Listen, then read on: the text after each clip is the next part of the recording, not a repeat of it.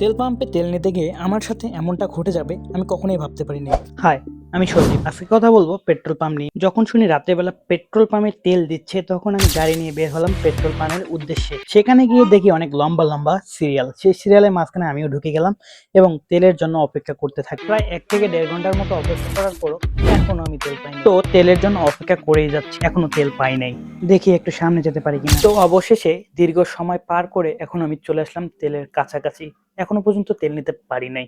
প্রায় 3 ঘন্টার মতো হয়ে গেছে, এখনো তেল নিতে পারি নাই। তো দীর্ঘ সময় পার হওয়ার পরও এখনো তেল পাইনি। দেখি পিছনে চাচাতো ভাই আর আরো অনেকজন এসেছে আমাদের এই দিক থেকে। হঠাৎ দেখি পাম্পের ম্যানেজার চিল্লাচিল্লি করতেছে যে তেল দিবে না। আমি তো আগেই বলেই দিয়েছি যে আমি তেল ছাড়া যাব না, তাই বাইকের ট্যাঙ্কি একদম ফুল করে নিলাম। এখন ইচ্ছা মতো বাইক চালাবো। অবশেষে তেল নেওয়া হয়ে গেল এবং সাইডে দাঁড়িয়ে আছে আঙ্কেল এবং বাবা। তো তেল নেওয়ার পর আমরা সবাই আসলাম, এখন একখানে হলাম। আমরা প্রায় 6 থেকে 7টা গাড়ি তেল ট্যাঙ্কি ফুল করে নিছি একদম।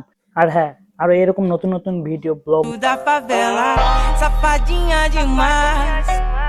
Não presta.